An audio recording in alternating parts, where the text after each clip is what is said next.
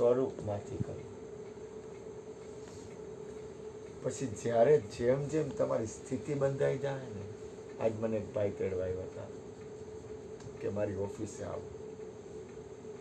ઓફિસે ગયો એટલે એના જીવનની બધી વાતો કરતા હતા. ભૂપેનભાઈ મને કે મારી ઓફિસે પગલાં કરવા આવો. એના જીવનની વાત કરતા હતા ને, પછી મારી પાસે ખાલી 10 થી 15 મિનિટ વહી હતી.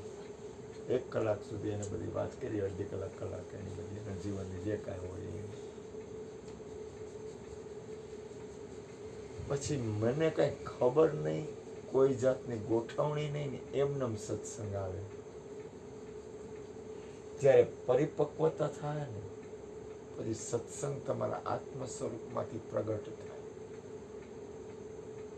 વાંચીને વિચારીને કે જોઈને થાય એ સત્સંગ નથી. એ સારું છે, ખરાબ નથી. કોઈ પણ દાખલા તરીકે યોગ વશિષ્ઠ રામાયણ વાંચું ને સત્સંગ કરવું એ શ્રેષ્ઠ છે, ખરાબ નથી. પણ તમારી અંદરથી એમનેમ સત્સંગ ક્યારે નીકળે? ગોઠવણી વગર, ખબર ન હોય એને. સત્સંગ આવે છે ક્યાંથી? પેલા સત્સંગની ધારા પ્રગટ ક્યાંથી થાય? તો કે આત્મ સ્વરૂપમાંથી, તમારી અંદરથી. સત્સંગની ધારા પ્રગટ થાય એટલે તમે અંદર તમારી સ્થિતિ કઈ છે? તમારી સ્થિતિ એટલે તમારું ધ્યાન ક્યાં છે? તમે આત્મ સ્વરૂપમાં છો. આપણે કાંઈ નથી એવું આપણને યાદ રહે છે. અહીંયા આપણે ઊભા છીએ. પછી આપણી અંદર, તમારા અંદરની સ્થિતિમાં ભજન વધશે એટલે એનું પ્રથમ લક્ષણ શું? એના લક્ષણ હોય. લક્ષણ કોઈ પણ વ્યક્તિ હોય ને એના લક્ષણ હોય દરેક. મેં એક જણાને હમણાં કીધું કે કોઈ પણ જીવનના વાતાવરણ બને અને આપણી અંદર રાગ દ્વેષ પ્રગટ થાય, અથવા આપણે કોઈક વ્યક્તિ સામે ઊભા ન રહી હકી, ધ્યાન આપજો.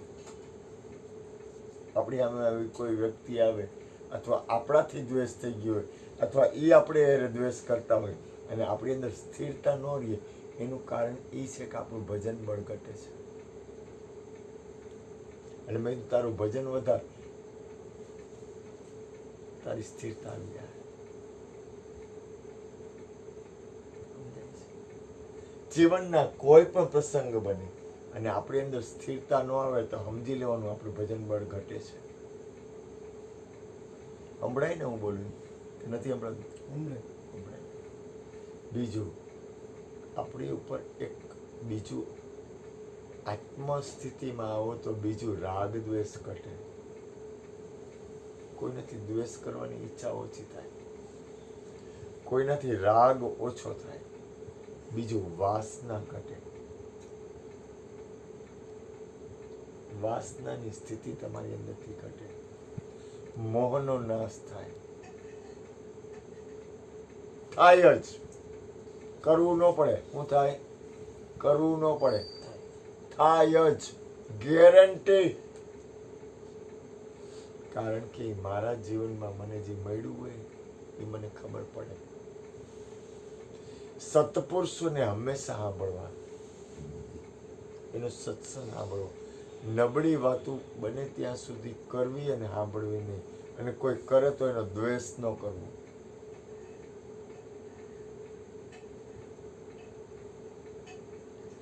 કાલે આવ્યા હોય એ લોકોને ખબર હોય, પણ કાલે ન આવ્યા હોય એને પ્રશ્ન કરું, દોષ કઈ રીતે પ્રગટ થાય? આમાંથી કાલ આવ્યા હતા ગોરધનભાઈ, આ ભાઈ મુન્નો અને આ ભૂપેનભાઈ. સચિન નહોતો આવ્યો તો કાલ આવ્યો હતો ને, તો તને ખબર હોય દોષ કઈ રીતે પ્રગટ થાય. કીર્તિભાઈ, દોષ કઈ રીતે પ્રગટ થાય? દોષ પ્રગટ થવાના કારણ શું?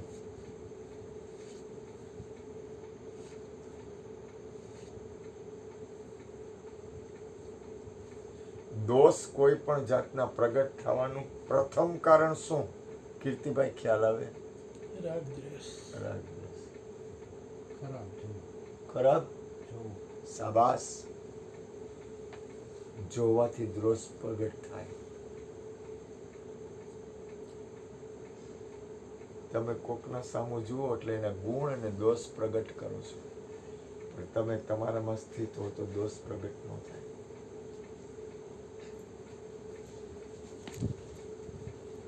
સમજાય? તમે કોઈ એવું વાતાવરણ જુઓ એટલે દોષ પ્રગટ થવાનું કારણ છે જોવું. જોવું એટલે કંઈક એવું જોવું, અથવા કોઈ પણ વ્યક્તિના અવગુણ જોવાઈ જાય, એ જોવું જ થયું. કોઈનું નબળું વાતાવરણ જોવાઈ જાય, એ જોવાથી દોષ પ્રગટ થાય. અને મહાપુરુષો તો અહીંયા સુધી કે કોઈ પણ વ્યક્તિ ગમે એવું ખરાબ કરતું હોય ને તો આપણે આંખ બંધ કરી દેવી અથવા જોવું નહીં. એનાથી દોષનું પ્રાગટ્ય થાય. દોષને પ્રાગટ્ય ન થયો એટલે કે તારી દોષ દ્રષ્ટિ સુધારો. સૌથી પહેલા દ્રષ્ટિનો સુધારો થાય, નેણ ફરે. પેલા તમારી અંદર શું ફેરફાર થાય? શું ફેરફાર થાય તમારી અંદર? દ્રષ્ટિ ફરે. તમારું જોવું ફરી જાય. સદગુરુ મળ્યા હોય એનું જોવું ફરી જાય. સદગુરુ મળ્યા હોય એનું પ્રથમ લક્ષણ છે નેણ ફરે. અને પછી હું ફરે? દ્રષ્ટિ ફરે. પછી બીજું લક્ષણ વાણી ફરી જાય.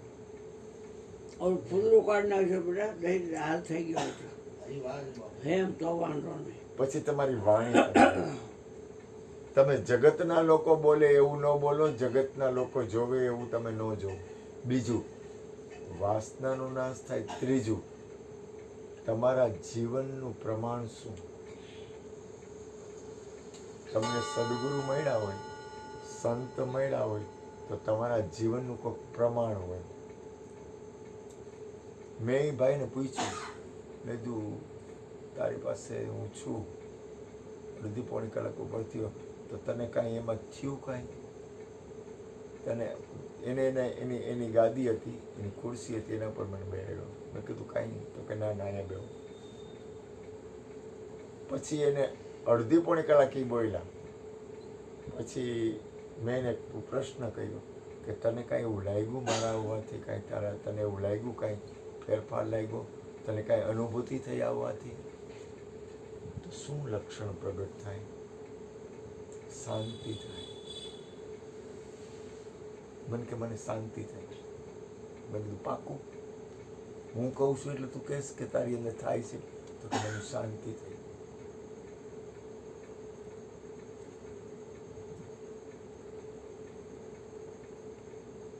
તમારા જવાથી કોઈને શાંતિ થાય છે? તમારા બોલવાથી કોઈને સુખ અને શાંતિ પ્રગટ થાય છે? એ કે એની મેળે આપણે કહીએ એમ નહીં. હું કહું ને વિનુભાઈ એમ કે મને શાંતિ થાય એમ નહીં. તમે અહીં સત્સંગમાં બેઠા હો એટલે તમારી અંદર ઓપરેશન થાય ને થાય. ખીજાવું તો તમારા અંદરની પ્રકૃતિને મારે ખીજાવવું પડે છે કે તમે ક્યાં બેઠા છો.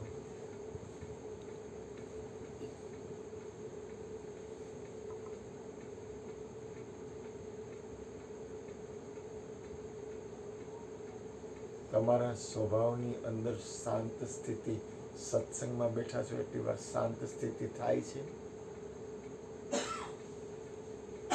આપણે આ દુનિયાને જોવા નથી આવ્યા.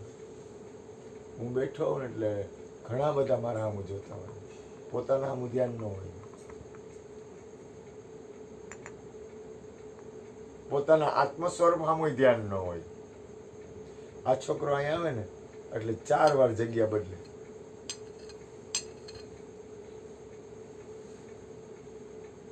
અને 3 વાર ઊભો થાય. એની યાર કાંઈ વાંધો નથી, પણ સદગુરુ સ્થિરતા પદમાં ઠેરાવે. સદગુરુ સ્થિર હોય, સ્થિર. સતગુરુ મારા સ્થિર થઈને જુઓ. તમે દોડાદોડી કરો વાંધો નહીં, પણ અંદર સ્થિરતા છે. ગમે આ જાઓ, ગમે એ કરો, પણ તમારા મનની સ્થિરતા છે. બીજું, આ તો હું કામ કહું છું, લક્ષણ તમે કોઈનું તમે સાચી વાત કરો ને તો એને સુધરવાનો ચાન્સ મળે. સદગુરુ સંતોના સંગમાં શું મળે? તો કે તમને સુધરવાના જે પરિબળો હોય ને પ્રાગટ્ય થાય. તમારી અંદર તમારા જીવન સુધારવાના, મારી અંદર મારા જીવન સુધારવાના પરિબળોનું પ્રાગટ્ય સદગુરુ અને સત્પુરુષોના સંગથી થાય છે. ધ્યાન આપજો, ભૂલ ન કરતા. આ તમારી સંપત્તિ છે. પૈસા જરૂરી છે, પૈસા તમારી સંપત્તિ નથી. તમારી અંદરની સ્થિતિ છે ને એ તમારી સંપત્તિ છે. પૈસા જરૂરી છે, એક વાર નહીં 3 વાર, પણ તમારી સંપત્તિ, તમારી આત્મકલ્યાણની સંપત્તિથી વિશેષ નથી. કોઈ દી ભૂલ કરતો નહીં. તારા આત્મકલ્યાણની સંપત્તિથી વિશેષ સંપત્તિ આ વિશ્વમાં કોઈ નથી.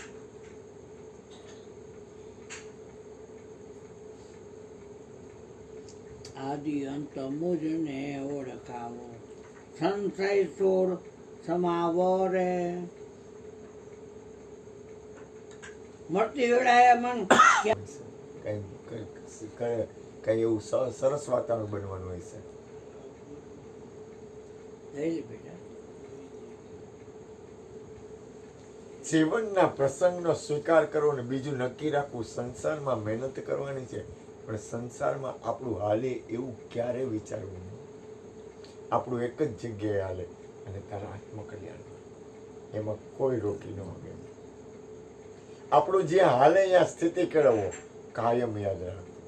ઘરવાળી પાસે વિનુભાઈનું કોઈ દી ન હાલે, અને જો એ હલાવવા માંગે તો બગડે. હલાવવું નહીં આપણું. વિનુભાઈ એમ કે ગીતા પાસે મારું હાલે તો એ નો મેળ ખાય.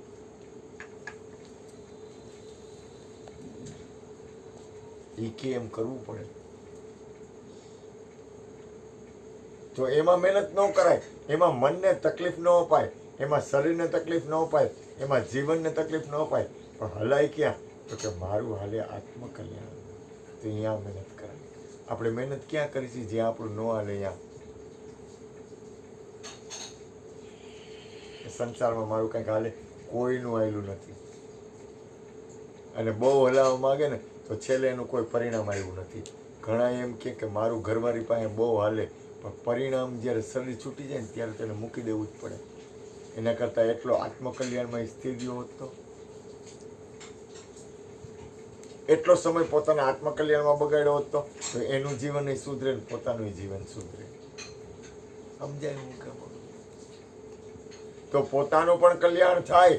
જેટલા મનના વિચારો આપણે બીજી જગ્યાએ જોડી છીએ, જેટલી આપણી અંદરની સ્થિતિ બીજી જગ્યાએ જોડી છે, એટલી સ્થિતિ જો આપણા તુલસીદાસને રત્નાવળીએ કીધું, તું મારી પાછળ આટલો ગાંડો છો. ચામડામાં આટલો ગાંડો તું તારા આત્મકલ્યાણમાં ને રામની પાછળ આટલો ગાંડો હોત ને તો તારો જન્મ સફળ થઈ જાય. ચામડામાં આટલો ગાંડો થઈ ગયો તું અને જાગી ગયો. આટલો બધો ચામડાની પાછળ ગાંડો મારા વગર હાલે નહીં.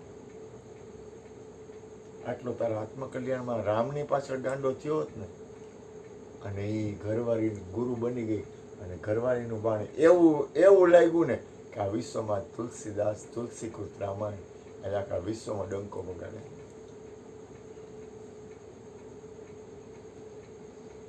એ ઘરવાળીના શબ્દ એને લાગી ગયા. ઘરવાળી ગુરુ બની ગઈ. ક્યારે કોણ ગુરુના શબ્દ ક્યારે કેના ઘટમાંથી કેમ અને કેમ પ્રગટ્ય થાય ને કેમ લાગે ને કોઈના હાથમાં નથી. ક્યારે ક્યાં કેનું કઈ રીતે કેમ કલ્યાણ થાય ને એ કોઈના હાથમાં નથી. ઘરવાળી એના ગુરુ બની ગઈ, રત્ના એની ગુરુ બની ગઈ, અને અનંત જીવોનું કલ્યાણ કરવામાં નિમિત્ત બની ગઈ. અનંત જીવોનું કલ્યાણ કરવામાં રત્ના નિમિત્ત બની ગઈ. કોઈને રત્ના નથી દેખાતી, તુલસીદાસ દેખાય છે.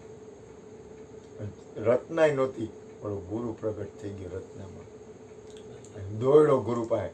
ગુરુ મને તમને ક્યાં હલવાડ્યો? તો કે કાના માતાની માયા દેખાડવી હતી એટલે અહીંયા મોકલો હતો. આપણે એમ માની છીએ કે આમ છે, આ આમ છે, આ દીકરો છે, આ વહુ છે, આ હગાવાલા છે, આ બાયડી છે, આ ઘરવાળો છે. એવું કંઈ છે જ નહીં. છે તો પરમાત્મા છે. પણ ક્યારે, ક્યાં, કેમ અને કઈ રીતે ક્યાં, કેમ પ્રગટ થાય ને કેમ કેની કઈ સ્થિતિમાં ગતિ કરાવે ને એ કોઈના બાપનો ઈજારો નથી. એ પરમહંસો લોકો કરી શકે. પરમહંસ લોકો પાસે એ સત્તા છે, એ કરી શકે. પરમહંસ એટલે પરમહંસથી ઊંચી સ્થિતિ કેમ કેવી એ મારો શબ્દ મારી પાસે વાણી નથી. પરમહંસ લોકો કરી શકે. આ જીવનું કરી શકે કારણ કે એની પાસે સત્તા છે. દેહો તે વય વટાવી ગઈ હતી એટલે પેલી પીડા બાપને થાય. દીકરીની ઉંમર વધતી જાય ને એટલે માને ન થાય.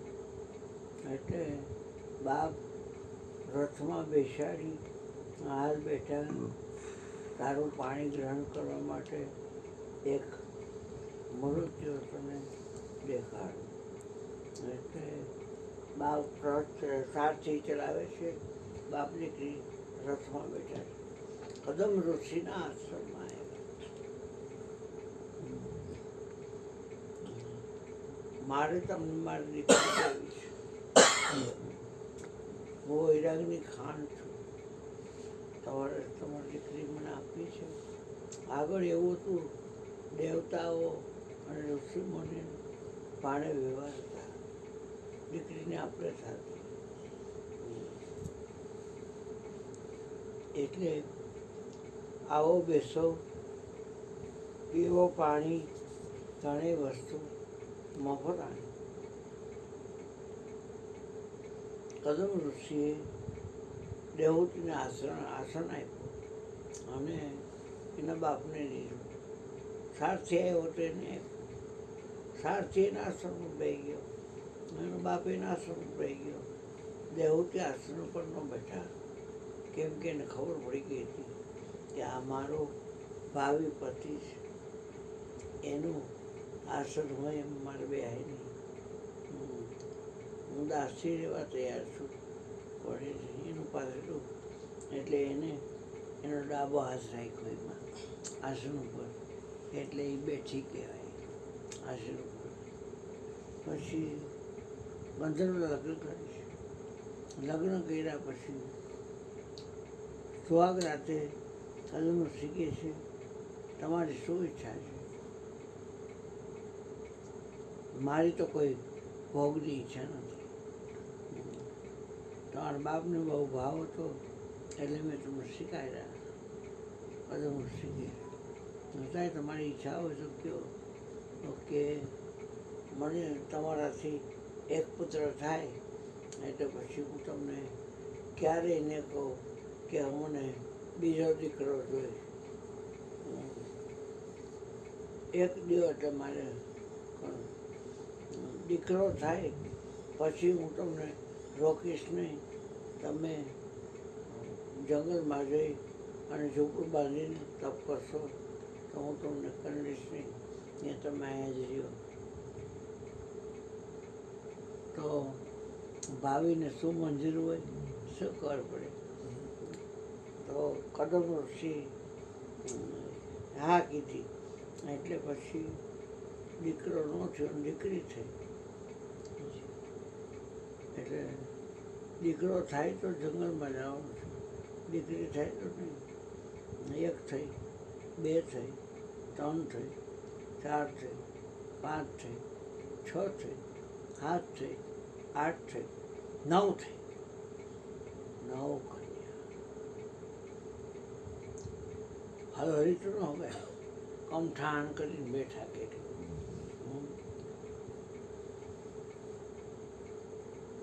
નિરાલી અને મિત્ર ઉંદેડો આવ્યો. હા મોટો છે. હા અંદર આવ્યો. અહીંયા ડોકો કાઢ્યું પણ આવ્યો નથી. ડોકો કાઢ્યું જાતો કા નહીં ઉભો રહેતો ને ત્યારે અંદર આવી જાય. અહીંયા જો તાર પગ રહ્યા ને અંદર નથી, અંદર નથી બેઠા, હા અહીંયાથી જ વયો ગયો.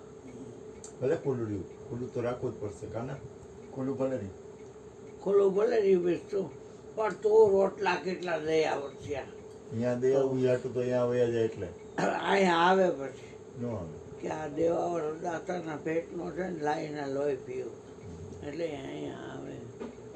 તું કેટલા ગાંઠિયાના ભૂકા નાખ્યા હોત, કેટલા પરોઠા નાખ્યા હોત, કેટલી રોટી નાખ્યા. રાતે તું ખેલ જ કર્યા કર. નથી કરતો હમણાં, શાંતિથી બેઠો રહું છું. હા તે જ કીધું તું કે હું અહીંયા ઊંડાણ કીધું નાખ્યા. કોક વાર હાથમાં આવી જાય તો નાખી દેવું, હા. બાજુ તમારું બધે કોક વાર ધ્યાન હોય નહીં, ને. તારા હાથમાં ઊંડાણ ક્યાંથી આવી જાય. જો આવ્યો, જો આવ્યો, અંદર આવ્યો, હા આવ્યો, જો અંદર આવ્યો. આવ્યો. હા ના જો તો કાના આમ અહીંયા. ગયો, વોશિંગ મશીન પાછળ ગયો. હા તો અહીંયા કાનિયા હામેણી મારીને કાંઈ જ નતા તો આપણે હેરાન થવું. બે બાયણા સહેજ વાર બંધ ગળી કરી દે. જશે. 10મો છે ને એ કપિલ ભગવાન આવે છે દીકરો થઈને. સિદ્ધમાં અર્જુન કપિલ છે એ હું છું. 84 સિદ્ધમાં કપિલ છે એ હું છું. દેવહૂતિના પેટે કપિલનો જન્મ થાય છે. પછી એને કીધું હવે નાથ તમ તારે જવું હોય તો જાઓ તપ કરવા જંગલમાં, હું તમને ક્યારેય ચડાવીશે નહીં અને કાંઈ નહીં. તમે અલગ, હું અલગ. 9 દીકરી દેવહૂતિએ પરણાવી અને હારા ઘરમાં. અને કપિલ ભગવાનને એને કપિલ ભગવાન સાંખ્ય દર્શન છે. કપિલ ભગવાનના શ્રાપથી સગરના 60,000 ભસ્મીભૂત થઈ ગયા હતા. કપિલ ભગવાને શ્રાપ આપ્યો હતો. એમ કે તો ઝાડ નીચે બેઠા તપ કરતા હતા અને જે અશ્વમેઘ યજ્ઞનો ઘોડો હોય એ અહીંયા કોક બાંધી ગયો. તો આ લોકોએ કીધું કે આવડા જ લઈ ગયો લાગે છે અને બધામાં વહી ગયો છે, એટલે એને મારે છે, કરે છે. હવે નિર્દોષને મારવાનું ફળ એ લોકોને ખબર નહોતું. ક્યાં ગયું કુળ રાવણનું સગનના 60,000. કપિલ ભગવાનના શ્રાપથી એ બધા રાખણા ઢગલા થઈ ગયા. વચમાં વાત શા માટે કીધી કે દાઈ જો છે ને દીકરીને સંસ્કાર ન દેવાય. સીધા ટંકારામાં કલ્પેશ છે અને આ એક છોકરી છે ગાંધીગ્રામમાં મનોર પ્રોજેક્ટમાં 2માં. એ બાઈનું નામ ઇન્દુબેન છે, એની દીકરીનું નામ નથી આવડતું અને એને કરવાનું છે. એટલે મેં કીધું આ છોકરો છે તો ચશ્માવાળી અહીંયા આવે છે ને હર્ષાબેન, એ કે તમે અહીંયા રહેવાનું આવો રાજકોટમાં તો મારી ઈચ્છા છે. માસી એમ કે બોલો વિચાર.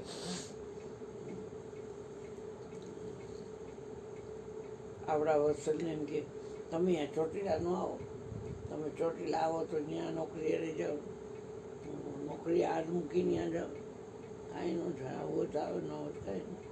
એક વાત છે. તો કે ના બાપુ, એ કે હું મારા મા બાપને, મારો મોટો ભાઈ છે એ રાજકોટ આવી ગયો છે, એની બાળી ચડી એવી છે, અહીંયા આવે છે વિજય અને ઘરવાળી. અને આ કલ્પેશ છે કે ના અમે ગામડું નથી બેન, હવે એ બોમ્બેમાં જેમ પરાવ હોય એમ પરું કહેવાય. અમે તો આવી જ છીએ બીજ પૂનમ અહીંયા. એટલે કાંઈ ગામનું ફ્લેટ છે અમારે, અમારું અલગ અલાયદું મકાન છે. હા તો અમારે નથી દેવી, કાંઈ નહીં, ભાગવો થાય તો એ તો. પછી એક બ્રાહ્મણનો આવે છે દેવાંગ કરીને, અમદાવાદ પહેણો. અહીં બાળીને કહે કે તારી સાસુમાં આવી જાય, હું આવીશ. શિખામણ એવી દે કે અરુણાબેન ગયા તો એને રોજે રોજ બાજે. હવે અરુણા તમારે આવ ગભરું છે, પારેવડું છે, એ ઝઘડી ન દેવીને અમે ઘરે વયા જાય પાછળ દ્વારકા કાનદાસની બાજુમાં જ ફ્લેટમાં રીચો છો મારે. મમ્મી હું તો આ દીકરો છું તમારે, પણ અહીં કેમ રહેવું, આ બાજુ જ વિચાર કરો કે એનો દીકરો છે અને મા બાપનો હાથ હાલે. દેર જેઠને ન હચવાય પણ મા બાપને તો હાચવા જ પડે. તો ઝઘડો કરે શું થાય. અને હવે વત્સલને જેમ અમદાવાદથી નોકરી આવ્યા છે એવી દેવાંગને અમદાવાદથી નોકરી આવ્યા છે મેટોડામાં. 4 વર્ષ પહેલાં આવ્યો હતો એટલે કે હવે મકાન ગોતી અને પછી મારા વાઈફને અને મારા સાસુને ચડાવી દઈશ. અમે તો તાર સાસુ આવશે તો પછી અરુણાબેન અને અશોકભાઈ એ બે નહીં આવે તો કે એને બોલી કરીશ કે મારા મા બાપે આવશે તમારે એને હાચવા એટલે એ હવે નથી બોલે. કેમ કે હાડો એક જ હતો, હાડો એક જ હતો અને એ એટલે એથી બેઠી તો એક જ હાડો હતો એટલે દેવાનું ખખડાટ છે ને એ બાય વહી ગઈ. એ હાડાવેલી એ વહી ગઈ માવતર. હવે પછી ક્યાં જાય માં, એટલે હાથવી તો પડે પણ હવે એને ખાવું પડી ગઈ કે આવું થાય. કોકને હાય લાગી જાય ને તુલસી હાય ગરીબની કભીને ખાલી જાય, મુઆ ઢોળકે ચામસે લોહા ભસ્મ હો જાય. તારા હરણ ભલે ચડાવતો હોય તારી બાયડીને પણ એને ભોગવવું પડે, એ ન હાલે. પતિ પત્ની એટલે ગુરુ શિષ્ય જ કહેવાય. સૌ ગુરુ શિષ્ય છે અંદર પાડે તો જમ ઝાલમ નરકમાં ડારે. ઝાલમ એ નરકમાં ડારે, નાખે નાખે. હાલો બોલો બોલો બોલો. ગોરધનભાઈ બોલ. હા